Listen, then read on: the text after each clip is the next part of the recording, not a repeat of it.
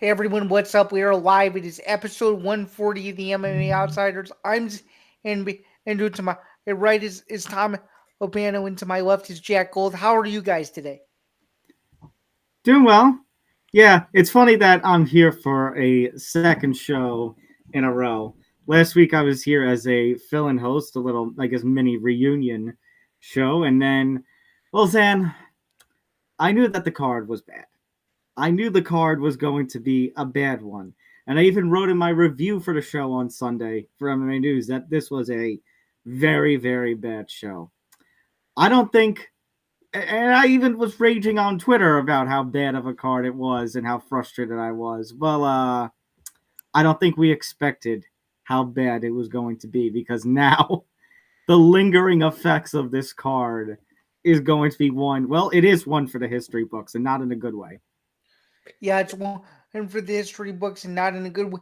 Yeah, at all. And I guess just given how passionate you've been, would you like to do the honors and tease what this episode is going to be today? Hey, because I think it's one that's going to surprise some people a little bit. Yeah, well, we're going to talk about UFC Vegas 110, but if you're expecting a traditional recap show like Jack and Zan do, or Zan and I used to back in the day, come on.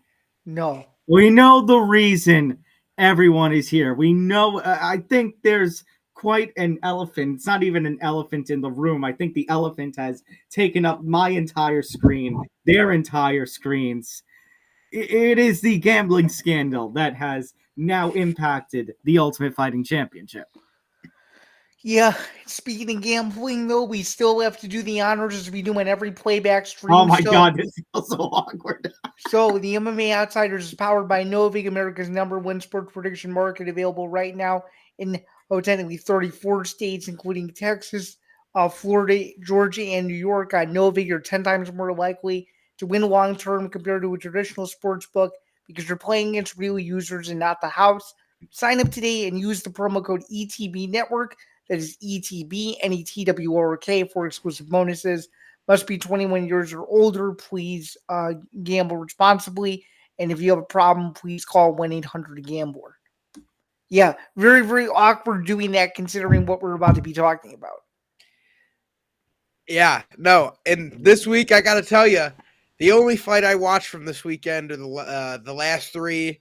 I saw a couple of the prelims, but we were kind of on the move. All I cared about this weekend was BKFC and the co-main event of BKFC Michigan. Nathan the Reaper Rivera breaking Tommy Stratum's chin, calling out the #1 contender, and hopefully getting a title shot from it.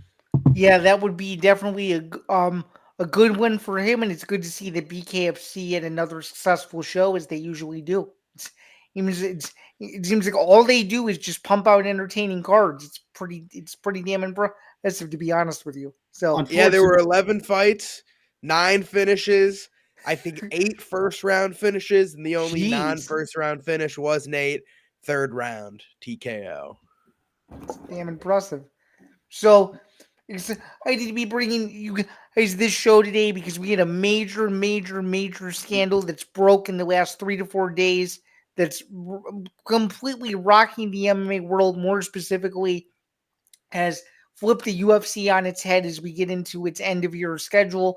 And I think we can all sit here and agree that as crazy as the year has been, this was one of those apex cards where going into it we expected nothing, and we got a lot. We got a lot and so much more, and a lot in a sense to where most of it is, or probably all of it, is just simply not good. So No, terrible look for the UFC, and I'm gonna mention this as hopefully our guest comes in soon. Gentlemen, this Thursday marks the 3-year anniversary of the Derek Minner fight that resulted in James Krause being blackballed from MMA.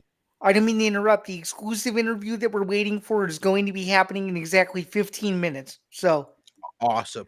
All right. So, you know what? I actually don't mind that because I'm sure that there are people who are watching this that may have been under a rock or are so confused. So I think rather than go through UFC Vegas 110 fights, I mean we can if we want, but I think we need to start from the beginning and let's talk about the snowball effect that has happened the last few days.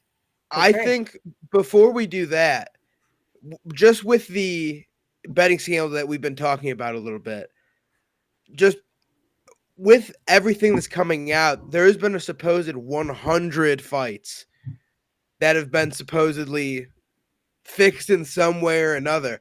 And now I can't possibly think it's 100 because that would be literally like 25% of every fight. But one of my friends who is Or 25% different in of the every head, card, you mean? yeah, it would be like 25% of every fight that's happened this year. Right. I think Okay. it would be it. I think there's been 440 fights and 100 of them being fixed. That would be crazy. But one of my friends who is just really into the sport, he came up with a list with 50 fights that could have been abnormal. And I just want to go through a couple of them and see what you guys think. Now, Sure. I'm just going to nail off a couple, probably 1 through 10 at a time. The first one is Makhachev versus Moicano. I think that's just too much competition. I think so too. But after that, it's just a very weird circumstance because I don't know, man.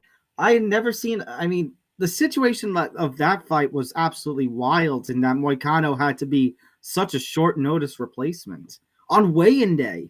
no, super odd. Then we've got Hamdi Abdulwahab versus Jamal Pose, the decision that Hamdi didn't win, but he won. We had Yusuf Zalal versus Kel Cater. I don't think that one's too bad. The Andre Philly versus Melky Costa. That one, Andre Philly was winning, just sticks his head into a guillotine. Who knows?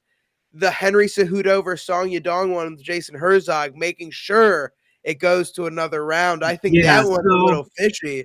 That one was super suspicious. That's sus. That's sus, as the kids say. But I think that there needs to be a little context to this as well. So the person that we are waiting for is somebody who has been making the rounds on MMA media the last couple of days. And if you watched the Ariel Helwani show the other day, you're familiar with this man now. Harry Mack, MMA journalist, New York-based promoter. And a former colleague of ours. Yes, at Fansided, yes.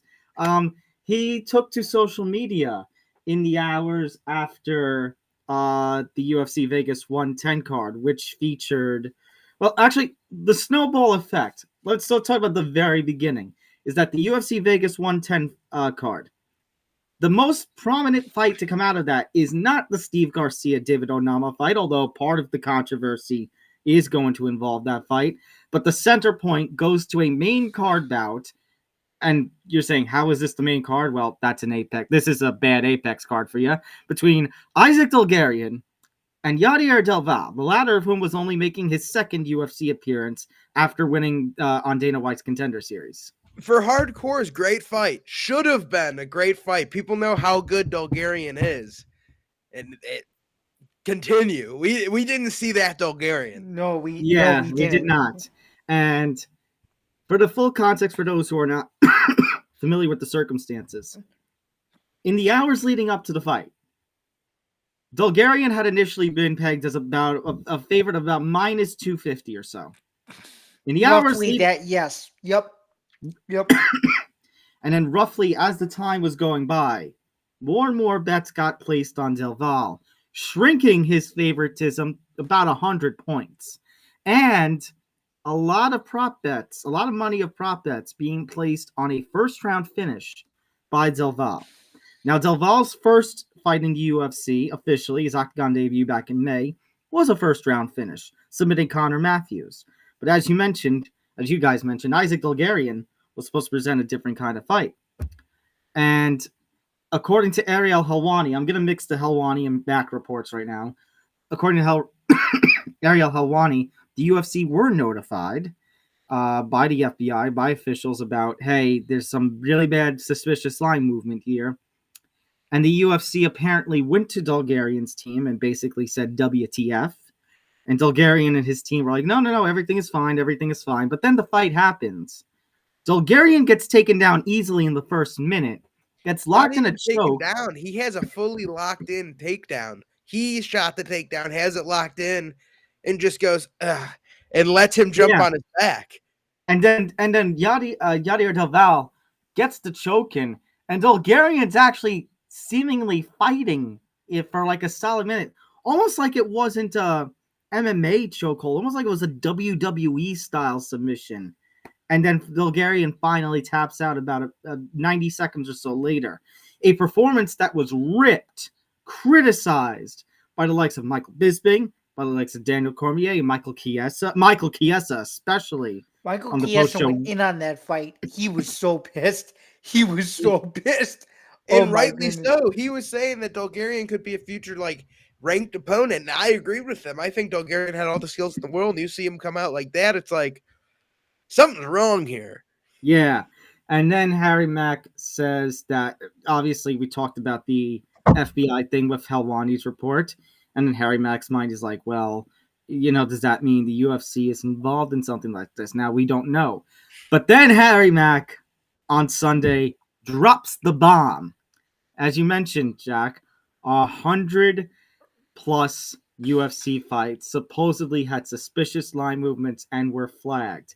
And last check has 4.8 million impressions on Twitter, which is probably has over 5 million now, but it blew up in ways that I never thought would even be possible. And supposedly, there isn't too much info on this just yet, but an audit might be placed on fights refereed by Jason Herzog. The next day go ahead. Okay. The next day on Helwani's show, Helwani was not able to confirm that it was 100. However, he said, taking his words and paraphrasing, that I'm going to say the direct quote, that what we saw at UFC Vegas 110 with the Dulgarian Del Valle fight was, quote, not an isolated incident, that there have been a number of suspicious fights that have been flagged, that a number of fighters have been approached about potentially taking dives. And in that time, and that some of these tweets and posts on social media have now been deleted, but since in that time, Vince Morales, Vanessa Demopoulos, and Lando Venata have all come out and admitted that at one point, not that they threw fights, but that they were approached about potentially taking dives. Morales at one point even saying for about $70,000. And actually, Nick Morgeson actually just posted in the comments, actually the full quote from Ariel Helwani. Quote, my understanding is that the Dulgarian controversy is not an isolated incident. I've spoken to multiple people who have either experienced or know of others who haven't been approached about their willingness to do something like this. Essentially, quote, are you interested in throwing a fight for X amount of dollars, quote. And this is Helwani continuing. This is a massive issue for the UFC. And when you consider the questionable refereeing as of late, you can't help but wonder if there are integrity issues there as well. And Zen, I mean, we talked about it when we were on the show. We were still doing the show late last year. I have talked about it recently on MMA News. It is ridiculous the amount of times this year, or stretching back the last year and a half, maybe 2 years, about a bad referee decision, about a controversial judging call. And it feels like every single week it is something. So now you consider the first fight that comes to mind for me is Jared Cannonier versus Nasruddin Imavov. That was one where I was like, what in the world is happening there? I was so pissed about that finish. What about Dan Ige versus Sean Woodson? That's another controversy. Oh, that's a Herzog fight. There's a bunch here that are just like Myron Santos versus Francis Marshall. Myron Santos didn't win that fight. Do you remember, Tom, leading up to that fight, how excited we were about that? Yeah. Yeah, that was... And something else that should mention, Dulgarian does have a previous connection to James Krause at Glory MMA. No, for sure. There's just like James Krause connection is a whole story within itself. But Jack, please continue. What about Stephen Yuen versus Rani Yahya or Mohammed Yahya in Abu Dhabi? Could have been an over fight. Same with Mansour Abdul Malik versus Cody Brundage, another over fight. So the Yahya fight you just mentioned, Jack, was one of two. Hold on, I got to go back into my social media because somebody posted that 2 other fights had been flagged, and one of them was that. And then the other, in a very strange scenario, was the UFC 310 flyweight title fight between Alexander Pantoja and Kaya Sakura. Which is just bizarre to me considering how the fight played out. Like it was a clear one-sided fight. Like I don't know that one. I still can't wrap my brain around, and I'm sure neither of you guys can either. But yeah, I don't know. What about this most recent one, Lucas Almeida going into the fight clearly injured, and no one saying a thing with Michael Aswell winning by round one and having all those bets come in, something around $5 million on round one. It's crazy. That was wild. Like I don't think there's 100, but man, there are a bunch here. Like Alvarez Luque, like controversial with the first round should have been a stoppage TKO. Oh but they yeah. That one was egregious. Oh my goodness. Actually, Lando Venata has seemingly backtracked his statement, and it says, quote, "Oh no." This is from his Instagram story a couple hours ago. Quote, to be clear, I've never been approached about throwing a fight nor anyone I know, because I'm not a hoe, H-O, and would never disrespect the martial arts for money. And honestly, the way that he and Vanessa and Morales all came out, I can't buy that backtrack. I can't either. He wouldn't have just made that up, I don't think. No. So if we're looking at the whole thing, he jokingly said it, backtracking. He said, fair, I was approached 7 times to throw a fight. My record reflects my integrity because he has 7 losses. And then as the joke, he followed that up, to be clear, I've never been approached about throwing a fight, nor anyone I know. So yeah, but you know what? That's a case where in the seriousness of this, you can't make a joke like that. No, you can't. I agree. Is Pantoja the only champion involved from the fights that we know about, at least so far? That we know of as of this point. Okay. There's been some interesting conspiracy theories about DDP versus Hamzat, none of which I believe, but I think that was just like maybe Hamzat by decision. Like, I don't know. Like, it just weird. But Reese Watkins, Baby Goose, has actually posted, I have approached several UFC fighters to throw fights. My name is Zachary Ross Robinson, and I am the offensive coordinator of the Atlanta Falcons. Oh, my God. That's low-key hilarious. Now, is it true? Hold on. Some of these fighters that are coming out and mentioning that they were approached about throwing fights or something, is it true some of them are associated with Imperium? Iridium? Yeah, that was where Dulgarian was from, if I'm not mistaken. Oh yeah. No. And to those who are wondering, by the way, because I read a comment about this, and it kind of rubbed me a little bit the wrong way on social media. Let's see if I saw the same one. About, well, fight fixing has been a thing, for years, and it happens all the time. Like, why are we worrying about it now? Well, doesn't it happen more so in Japan though? That's why we don't really hear about it. Well, obviously there is a whole controversy in of itself about certain Pride championship fights.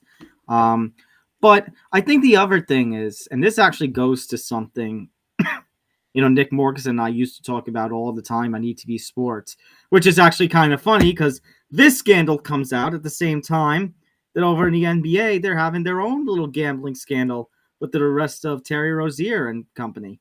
Oh, yeah. And the whole thing to me is that, and it goes to what Nick Morganson has said before, back then, gambling was kind of a hush-hush thing. Now, with the legalization of gambling for the last 6, 7 or so years, it's like now at this point, sports gambling is unavoidable. Now it's mainstream. Now it's talked about on every show. Now every certain segment is sponsored by some freaking gambling company. And all the money that goes in on these fights that the general public is throwing this stuff on. And actually, Nick Morgan and professional athletes having access to gambling, to the point where one of the consequences, if you guys remember, of the situation involving James Krause was UFC fighters, coaches, etc. were And banned family from members betting. too were banned from betting. Yeah, Like, that's the problem, is the fact, and it was so bad that he had to forcefully close his Discord, which he alleged he made more money off that than anything he did outside of it, which is And that's where he leaked the unbelievable. Derek Minner injury. Yeah. And that's where he openly admitted to placing a bet on Brandon Moreno winning the UFC title, and he did. Mm-hmm. A And fight that he was cornering him in. and if you notice, and I'm wondering what Harry thinks of this, Helwani's claim that it's not the bigger fighters that are going to be taking dives. It's going to be the lower level fighters who are not making much. But now, this Pantoja Asakura fight being flagged potentially, that might change some things. Yeah, I think so too. I don't know. I don't understand watching that fight, how that could be suspicious, but who knows what will potentially come out about it. Oh, don't forget. Oh, by the way, guys, a little bit more of a comedic note. Don't forget the James Krause situation also brought about this phenomenal context quote from Dana White. They're going to go to fucking federal prison. Federal fucking prison. No, I'm that is curious to one of the know. best. I'm curious to know the next time he speaks to the media how he's going to follow up that 3 years later. He'll say it again. Total side note, Junior Dos Santos has openly thrown his hat into the ring for the Jake Paul fight. I'd love to see that fight. That fight would be awesome. Oh, important quote. Thank Nick Ferguson is killing it behind the scenes today. Isaac Dulgarian's coach, Mark Montoya, has stated the following about the latest gambling allegations. Quote, Holy shit. "My gym is being attacked. My integrity is being attacked. And I just want to first and foremost say that we have nothing to do with any of the allegations being brought upon us. I've actually never even placed a sports bet in my entire life. I couldn't tell you how to do it. This is my life's work, and you can bet your ass that I would never, for any amount of money, sell my integrity or my word. Because in life, that's all you have." I kind of want to make a joke here. I know this is a serious situation, but he says, "I don't know how to place a bet," and then says, "You can bet your ass." Yeah. Just like that, Mark. Sorry, That's Mark. how you I do couldn't it. resist. Yeah, I mean, hopefully he doesn't if come after Isaac you now for acted, saying that. if Isaac acted in his own, under his own like, Volition. thank you, volition, You're then welcome. he gets what's coming to him. And well, that's the other thing I should mention. On Sunday, about 24 hours after the controversial fight, Dulgarian was cut by the UFC, despite a 3-2 He was record. cut by the UFC, and then the UFC put out a very general statement about the fight that they were investigating it with no further context. Yeah, the UFC statement, I know it's supposed to be PR, but it was not a good look. No, it was not a good look at all. Yeah. It They didn't do weren't anything. they weren't being proactive. No. You're not saying what you're actually going to do about it. I don't know if Dana will be there this weekend for any post-conference stuff, but I'm curious. If not this weekend, I'm gonna have to watch that UFC 322 post-fight press conference. He'll be there at that. There's no way. There's no way He'll they're going to have let him to off the be. hook by missing that. There's no way. But he did show up at the Apex this past Saturday night, which was very interesting. So, Yeah, this was a weird week, guys. Weird week. well, hey, and Tom, speaking of weird week, you cooked us on predictions compared to us two. You killed it. I'm still mad about the D'Elia situation I know. because the fight should have been a no contest. I know. What did you go, Thomas? He went like 10-3. He did really good.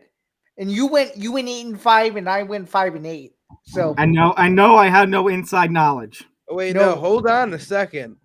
1-0, 1-1, 2-1, 3-1, 4-1, 5-1, 5-2, 5-3, 6-3, We're not counting Dulgarian. Cheating. You got Hey. to count it. It's in the record Hey. book. Hey, wait a minute. I predicted that Del Val was going to win the fight. Zan, was I not Insider here? information. No, I did Insider not. information. Zan, was I not He's in here the on Thursday? Discord. And I said that I was expecting Del. He's in the Discord. No, he's not. He accurately predicted with no inside info that Tovae was going to win. And Before I the line even moved, I was like, you know what? I suspect Val will actually have a better performance.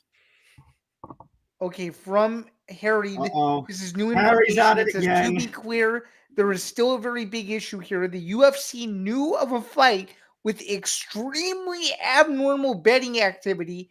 The grand total number is a whopping $16 million handle on an Apex fight. On an Apex prelim, rather, and the UFC and Dulgarian's team proceeded anyway. Heads are still going to roll, but it's unclear who's who at this point. Holy shit. And the thing is, crazy. first of all, $16 million on an Apex prelim sounds ridiculous. Yeah. Ridiculous. Second of all, I knew there was going to be a finish in that fight, or at least I had a suspicion there might be, but I didn't know it was going to be like that. second of I all, can't believe that's so much money. Second of all, guys, I really don't know how much the UFC I is don't really know. gonna- Well, I don't, and you guys may feel the same way as me. How did NSAC not overrule them and just say, guys, it's simple. This fight can't happen. There's too much uncertainty. And like that's what Ariel said. Look, Ariel was like, this is a freaking bad Apex card. Pull the fight. Just pull the fight. Rebook Just pull it. the fight. Something. Yeah. Also, gentlemen, by the way, I almost forgot something else. Okay. Later this month is going to mark 10 years since the controversial fight in Seoul, South Korea that got oh my god, what's his name? Tae-Hoon Sung. Oh yeah, the one who was threatened by the mafia, right? Well, that's the one. Yeah, and basically he was planning to throw his fight, and then the UFC caught wind of it, warned him. He won his fight, and then he and 3 others spent like months in prison. Yeah, and then they cut him, and then they gave him a lifetime ban. I remember that. So again, not a good look. But is anything really going to happen with the UFC? My thought is no, because I don't think so either. look who Dana's friends are. Look who Dana's friends are. Kash Patel, the FBI director, and the president of the United States. Yeah. Now what makes things a little murky is that this is going on at the same time that the NBA is having their own trouble. And all you need is one more thing to happen in the professional sports world involving gambling. You're going to see Congress basically be forced to act. Oh yeah, well said. Well said. And I already wonder what the long-term effects are going to be of the NBA and UFC situations. I wonder, like we were talking with Nick before the show, I wonder if prop bets are going to become, very rare just because. Oh yeah, the Calvin Ridley thing. NFL had Calvin. Yeah, but I'm talking more about what's happening now and not happening in the past.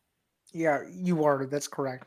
And I'm wondering if, you're going to see the elimination of some prop bets, because at this point,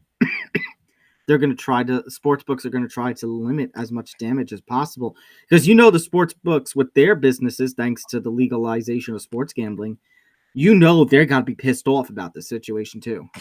Oh yeah, absolutely. And it's good to see that some books voided bets and stuff like that. Not just voided, but some of them actually paid out refunds. Oh, that's huge. There was at least one who paid a refund. Caesars paid a refund. Williams and something paid a refund. Williams and Hill. And then Williams and Hill. Yeah. And then there's a couple more that are given who would be such a sicko though to bet on a fight like that? two prospects with just not a whole lot of data. Like you gotta be a real sick degen to want to. Well, we have people in our circles, Zan, who bet on fights every single week. No, I'm aware. I'm just talking about from a level standpoint. Like I don't know, man. I don't know. I can tell you this: people would have quickly forgotten about this fight if it wasn't for all the controversy around it. That's for sure. Yeah. Actually, hold on. Harry has posted something to social media. As of right wow, now, this is less than an hour. This is less than an hour ago. Hold on. Okay. He's coming shortly. By the way, it should be another couple minutes. Actually, this is from. Actually, no. This is from his Submission Radio interview from a little while ago. Okay. Quote: 5 bets that were placed at the Hard Rock retail. That basically pushed things over the edge. The final handle on the Bulgarian fight was $16 million. I really cannot contextualize how preposterous a $16 million handle on a bleeping Apex prelim is. It's insane, isn't it? He's right, but that's what I said. Like, how the hell did $16 million in bets get placed on fights? And actually, because there were 5 guys dropping up. Here's a $3 million bet. Here's a $4 million bet. Here's a $5 million bet. And actually, Isaac Dulgarian versus Yadier Doval wasn't even a prelim. It was a main card fight. That's how bad this Apex lineup was. Yeah. And now, by the way, fight would have been a banger fight. Well, speaking of banger fights, the main event of the evening, guys, has some people saying, well, Dulgarian and David Onama have some sort of connection. And David Onama, guys, I'm sorry, looked terrible. Terrible. Yeah, Charles Barkley style TRBL terrible in that fight against Steve Garcia. He let Garcia go right through him. Well, I was just happy because I won my play on Novik, but yeah, it definitely. Not the time. Not the time. I needed better luck after the Aspinall debacle the week before. Yeah, I should have really hit up. Actually, no, the no contest, I guess, kind of saved me because Gon was getting him good. Oh yeah, absolutely. Aspinall was gonna win. No worries for my sweet Pookie, my sweet English Poopy. He was fine. He was fine. Everything's okay. But yeah, this was a bad one. Like, this was not ideal. We'll see. Is Randy Brown and Gabriel Bonfim, who's throwing the fight next weekend? Woo! I mean, there's gonna be a lot. There's going to be a lot of questions about what happens next. And gentlemen, I'm just going to flat out say this. I usually do a thing for MMA News every week about betting odds at some point. I'm going to feel very awkward trying to do a piece about that. Oh, yeah. Well, at least for me, most of my story for the betting odds part is just telling people how to watch it, and I include the betting odds at the end. So it's not. All I do is just include the betting odds. I don't do any sort of play or anything like. But still, the idea that I'm going to be talking about betting odds after all of this controversy, is anyone going to want to bet these fights now? I don't know. Yes. Yes. Gamble. We have sickos. Yes, we have sickos. Place the craziest plays possible. I'm just Nick, kidding. look at the comment, Nick. Go ask the NBA that continues to over promote DraftKings and FanDuel to death, and ESPN which beats betting to death on TV. And honestly, I spent a lot of time in Vegas in October, and I learned why they don't have balconies. He's coming in 2 minutes. He's just as a heads up. Harry Mack. He's not the only Harry Mack I know. I hope he comes out here and starts spitting some crazy freestyles. Oh, I hope he comes on here and just starts firing off all these different things about what's going on. By the way, but that actually goes to what I said before about the problem with the prevalence of sports gambling. I mean, guys, fight night or not, you have Minty doing the Minty bet. You have Ian Parker, who's putting bets out. Ian Parker, Yanni the Nick Greek. Kalikas, all of them. Yeah, and Ian Parker, I mean, I know this is PFL and not UFC, but PFL, has a whole segment that Ian Parker does with Jonathan Coachman, where Ian Parker talks about plays. Now, granted, not all of Ian's bets always work. No. Not all of Yanni the Greek's bets always work. In fact, Yanni the Greek, actually, the last couple seasons, it has been very profitable to fade Yanni the Greek. just like how it's been very profitable the last couple of years to fade, oh my God, what's his name? Die Hard MMA, Clint. Yeah, no kidding. He was. It was like a 2-year stretch there where he couldn't hit shit. This weekend, and of course, this weekend he actually makes a profit. No, I know. I was gonna say for a while it looked like he couldn't even hit a brick if he tried. He was cheating. He was one of the bookies. He was cheating. Yeah, but you know what? What can I expect from somebody who constantly picked Sam Alvey to win towards the end of his UFC run? I love Sam Alvey. But if we're being completely honest, guys, the Apex cards are doing what they're designed to do. They are built for degenerate sickos like us. As of 29 minutes ago, Patchy Mix reveals. Hold on. Hello, Harry Mr. is Harry. here. All right, Harry. Where the hell did you guys go? Hold on one sec. Let's see if I can. I might be able to invite him. I think. Typically, it's you go to the room, and down there where the little people are, it'll be like yellow stage menu. You hit join stage, and then you're in. Should be right next to like media, studio, layout, that kind of stuff. Hold on. Invite and member. Oh, Harry Mack. Oh, hold on. Maybe I can.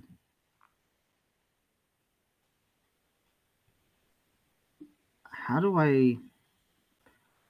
I'm trying to hit invite to stage. Hold on. Maybe Nick, if you can hear me, maybe you can figure this one out. I'm hitting invite. Yeah, I can't invite him either. I don't know why. I'm hitting invite, but then it doesn't give me a thing to. Yeah, it just says member details. What is going on here? No. Oh, this is not good. Hey, look at that. Oh, hold on. We might have him. All right. Harry here. There he is. Harry Mack. Hello. Harry, welcome in. How are we doing, gentlemen? I'm doing all right. Thank you for coming on, sir. My pleasure. Listen, I've never pretended to be a technology guy, but we made it. We made it work. What's it like going out into the world and basically exposing everything? I saw a tweet last night or this morning basically saying, I'm not suicidal. This is a big time. This is a big time deal. You're exposing the whole industry. Yeah, you really are, man. Congratulations. Thank you. I appreciate that, gentlemen. I really do. And yeah, that's the goal, man. I had all these people telling me I'm making this up for some reason. I'm trying to build my own profile off this. No, I don't care about that, man. I have been in this game for so goddamn long, and I am so tired of everything that is broken with it. And this is just the perfect microcosm. That's Harry. That's why I also mentioned during the show before you came on about like all the how it's like every week there seems to be some sort of bad ref decision, some controversy. It's infuriating.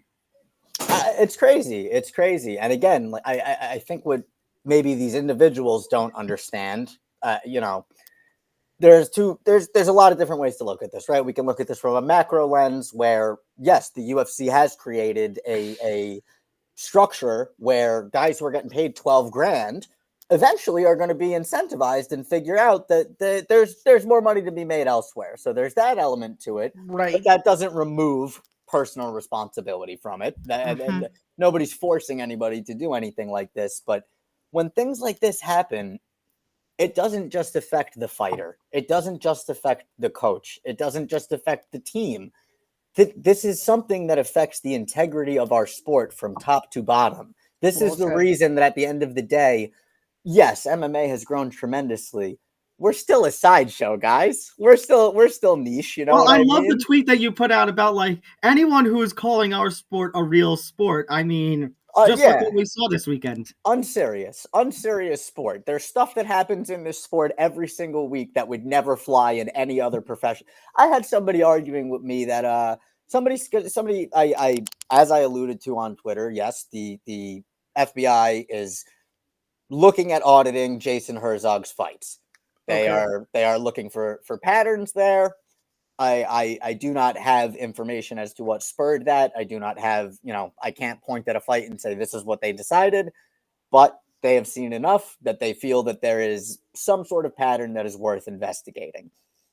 And one of the fights, by the way, because now 2 fights already got mentioned this week: the Yaha fight, which and then Alexander Pantoja versus Kai Asakura, which took me by complete surprise. Same here. I was very, very surprised about that. Same here. That's very interesting. And see, what I think people don't necessarily understand, right? And I understand it's probably asking a lot of the average MMA fan on Twitter to like know the definitions of words and all of that good stuff, but it's just, I don't know. I don't think anybody understands the scope of how big and bad this problem is. I also want to point out with the Jason Herzog stuff, I was given a list compiled by one of my good friends with 50 fights that he said that could be a little janky here, and these are just Herzog fights. We've got the Dan Ige versus Sean Woodson finish. We've got the I just had it Steve Garcia versus Calvin Kattar and David Onama, both Steve Garcia So, fights. In my Song Yadong original versus post, Huda. In my original post, I mentioned that there were 2 additional fighters on last night's card flagged for abnormal betting activity. Onama was one of them. Oh, wow. Yes. And I mean, people are calling for that fight, and like I said, it was very surprising. You consider number 12 versus number 13 in the UFC. That's supposed to be a competitive fight. Yeah. But I don't want to take away from Steve Garcia because the No. finish streak that he has is unbelievable, and that just continued it. But still, Yeah. No, absolutely. But back to my original point, I think a lot of people misunderstood what 100 fights have been flagged for means. I think people looked at that and saw, oh my God, there's been 100 fixed fights in the UFC. That's not what that means. No, it's not. The You're right. FBI flagging something, all it means is that there was some sort of abnormal activity, right? And it literally could just be some guy came in and had a hunch, and he's not really usually a big fish, and he decides to lay 10 grand on somebody, right? Mhm. Right. That's going to get flagged. That gets investigated. That's all. Know your customer. That's these are why these legal regulations exist. So I think people are misconstruing that a little bit. To me, like, nobody is saying that there have been 100 fixed fights in the UFC this year. That's not what that means. Yeah. Like, especially I was one of those people who was taken off guard by that a little bit. Because, like, when you see that number 100 fights, there's been something like 440 fights this year. That would be nearly a quarter of every fight that has happened this year being flagged. And now I could totally understand it being, oh, I just felt like putting a little extra money on this guy or this or this. So that makes me a little more, because I've done it where, like, oh, maybe my betting unit is $2.50. Like, I'm a small time guy, Right? but And I'll then have you go on DraftKings and try to place $100 bet. They Yeah, said, no, put you a got a $100 $20 bet on limit. Yeah, right. Yeah, exactly. So stuff like that's considered quote unquote abnormal is also getting caught up in this. It's a big umbrella we're talking about here. Now, that doesn't negate how serious some of these problems and allegations are, but I think that's worth clarifying. Mhm. And I also want to ask, like you said, there were 3 fighters flagged on this weekend's card, with Dulgarian Onama being 2 of them, both being linked to James Krause. Are we able to know who that third person was? Frunza. Okay. Really interesting. Okay. Frunza. And Daniel Frunza, to my knowledge, does not have any correlation with James Krause, what the other 2 did. So And interesting. correct. And once again, that could just be some guy has a hunch and plays a little bit more than he normally would. Very I'm interesting, not but that's like sitting here back-to-back accusing those fights. guys of fixing fights. I want to make that clear. I was just going to look up something about the card, and it's not, it's a bad night when Wikipedia now has a whole entry about a betting scandal that occurred on your Apex card. Do they actually? I'm Oh, not even man. joking. That's crazy. That rocks. Hold on, my Flashbang. screen. I cannot. Yeah, I thought my screen. Hold on a second. Listen, forcing the UFC to make a statement, boy, that warms my heart. That's up there with the time. That's up there with the time I made Ali so mad that he scribbled Vicente Luque on a piece of paper and posted it as proof that a fight was signed. That's going in the trophy case for me. Yeah, I mean, you've made heck of an impact this weekend. And what do you want to do going forward here? Is Look your at that. goal? Look at it. Isaac Dulgarian betting scandal. Jesus. That's crazy. But But yeah, is your goal that's to a good continue question. to expose this stuff? Yes. Listen. My And is your goal to only do it independently, or would you like to do it for someone in the future? So my problem with doing it for some, and listen, this is a question I got 1,000 times this week. Oh, why aren't any of the big mainstream outlets covering this? You're asking me why Luke Thomas on the DraftKings Sportsbook Network isn't covering this? You're asking me why Ariel Helwani, sponsored by BetMGM, isn't covering this till somebody bullies him on Twitter into doing it? Like, ESPN, they have a sports book. All of these guys are actively disincentivized from reporting on this story. So, And Harry, that's what I actually mentioned. Going back to what you said about it affecting everybody, and somebody on Twitter mentioned something about, but fight fixing has had a history and stuff. Yeah, but this is a different era. This is an era where sports books are prevalent. This is an era where sports gambling has been legalized the last 6 or 7 years or so. Yeah. Now, every segment, if you watch the any regulations haven't caught up. The right? regulations have not caught up with the pace that this has become so ubiquitous. Minty bets every week. Ian Parker every week. Talking about you guys insider remember when info a Yanni little the bit. Greek went like 0 for Right. 30 on DWCS? That was awesome. Yeah, that was crazy.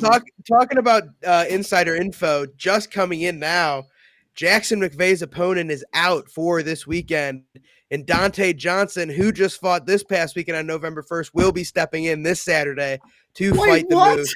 Wow. Back-to-back weeks of Dante Johnson at the Apex. Wow. Back to back Dante Johnson? Are you kidding me? But Wow. But how, good here's the breaking news thing. on the show. We've got Harry Mack on the show. Breaking news. This is a big episode for us right now. But here's Yeah, the it thing. I guess it goes to another question for Harry. How do we proceed with a card this weekend? Another Apex card after this? That I don't get is an it. excellent question. My understanding, not my understanding, my knowledge is that the UFC, or more realistically, TKO Brass, wanted Hunter Campbell to make a statement on Saturday night. Hunter Campbell was, and I quote, unavailable. What that means to me as a paralegal who with 7 years of litigation experience is Hunter Campbell is a lawyer and a smart guy, and he's not going to go on record about this shit without all the facts. But, I mean, listen, the statement that they released was a nothing burger. It really Yes. was. That means that's nothing. That's just like, I promise we're going to do something about this. That doesn't mean anything. But right, I don't know how you just put on another just slop card this weekend and don't really acknowledge this. And guess what? We all know how this goes. Nobody in the building is going to have the balls to ask about any of this. Nobody's going to ask Dana about this. Everyone's too scared of losing their access and losing this and losing that. To make matters worse, Dana's not even gonna be made available anyway. Yeah, I'm sure. Which makes the UFC 322 post-fight press conference next week after the card at the Garden a must-watch. That's going to be a big one. Yeah, this weekend we'll have like Nina Drama asking that weird. I'm sure he's a very nice guy, but the guy who shows up in Paris once a year. I don't have the information for that. I don't have the information for that. That's David. That's David Shaw.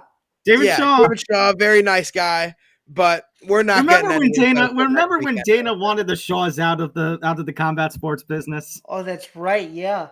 The infamous "that's fucking illegal."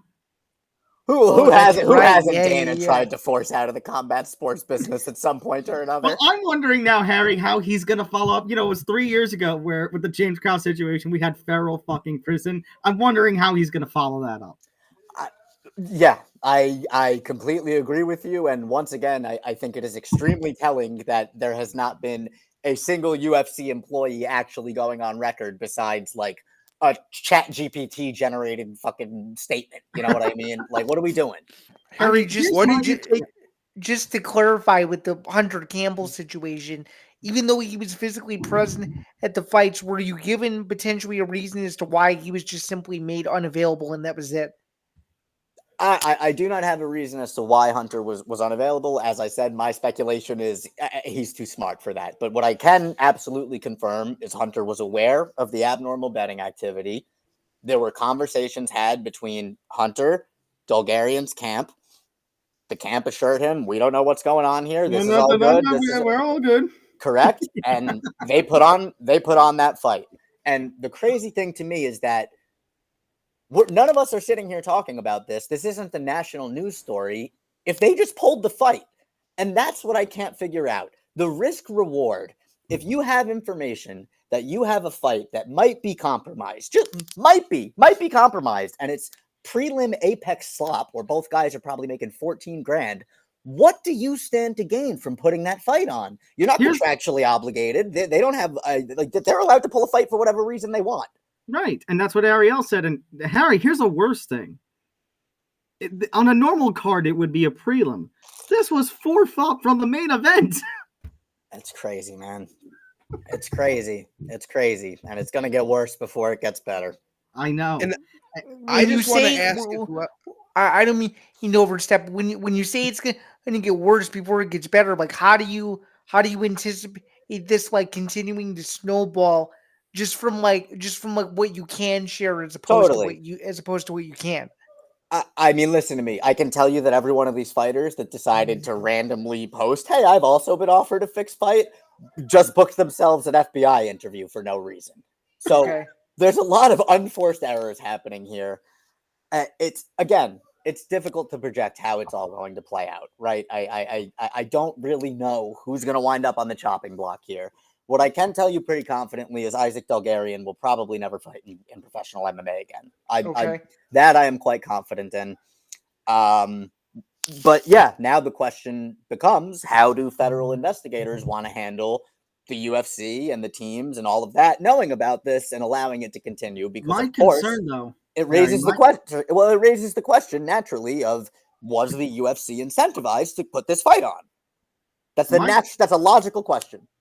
My concern, though, which I mentioned to you, Jack and Zan, before, is I don't know how much of this is really going to, affect things, only because Dana, he's best friends with the FBI director and the president of the United States. Yeah, the guy who's supposed to be prosecuting this is cage side at every event. So I don't know how that conflict of interest gets squared away. And that definitely does throw a wrench in things. But I think ultimately what might end up happening is Bulgarian and potentially Jason Herzog are basically going to be the scapegoats. I could very well see that.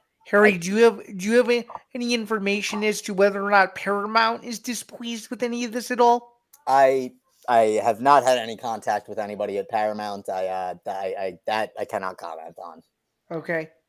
Lastly, for me, like you slightly mentioned earlier, what are you thinking from these fighters like Vince Morales and Vanessa Demopoulos going out there and being like, "Oh yeah, I was offered 70 grand to go do this"? It's like, why are you going out and saying this? What are you taking away from this? Good question. That is a good question. And my unfortunate answer is that, God damn it, some of these people are so stupid. So unbelievably stupid. But if somebody comes to you and tries to get you to fix a fight, you have a legal obligation in terms of gaming regulations and sporting integrity regulations to report that, whether it's to the promotion, whether it's to the commission. You need to report that to somebody. So I don't understand what is making these people feel empowered to come out and say, "Here's a federal crime I did nothing about." And as far as you know, none of them did that, right?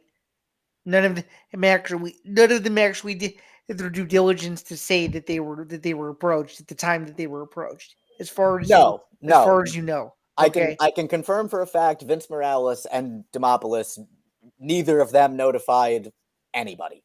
Okay. Very Well, interesting. Very yeah. interesting coming out of. I think it's a lot of Las Vegas-based fighters, and I think the biggest one to me was that the Hard Rock is based in Florida and Yadi Del Vera was Cuban. I think not to tie any Well, ties together, but in fairness, I don't want to cast anything on the Del Val side. I don't think that's where the tomfoolery is going on here. And you got to feel for those fighters because it's almost like now their wins are kind of tainted. And that's back to point A. Like, this doesn't just affect you; this affects our entire sport. And my Very question good. at this point, I mean, I was buying because we mentioned Vince Morales, Vanessa, even Lando Venata, whether it was a joke or not, I was buying Ariel's argument about, the low-paying fighters and, how our industry is. But now, all of MMA Twitter, I shouldn't say all, but now that section of MMA Twitter that's yelling about Pantoja Asakura, it's like, that's scratching my head a bit. And if it ends up being true, there's a whole other level to this. That there is. For that Pantoja fight, for me, isn't it?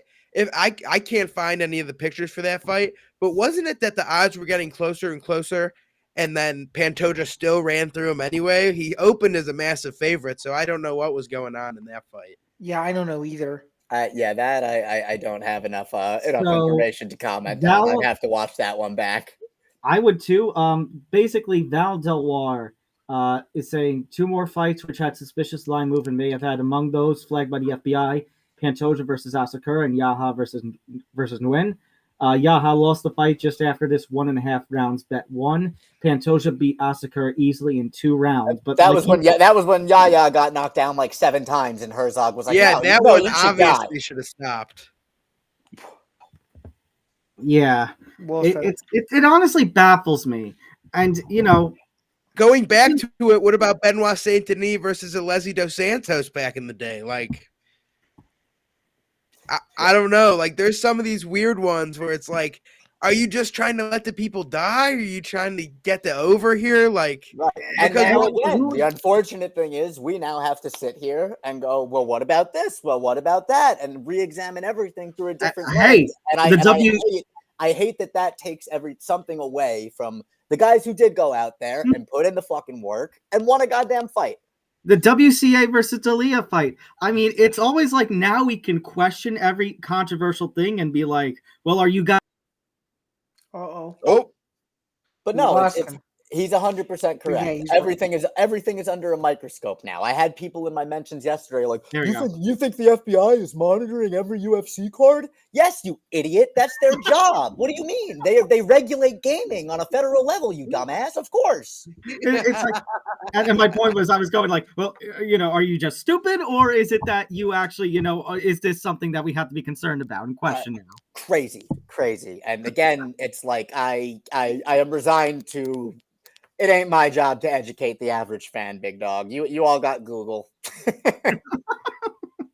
Mr. Google, please help me out. Mr. AI, please explain this to me. Why is all this? Why is all this the way that it is? I will say, while we are on broadcast here, Megan O'Leary just followed me for some reason, so that's quite intriguing. Wow, congratulations. Hey, I can confirm. No, not about congratulations. Megan, you got anything to tell me? I'm all ears.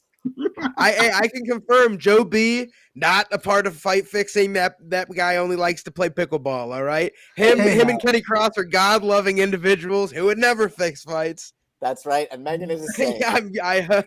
All right, but gentlemen, no. I really appreciate you having me on. As you can see, I'm at work here in Queens coaching boxing because I'm a jack of all trades and I do. Yes, you sure are. Everything.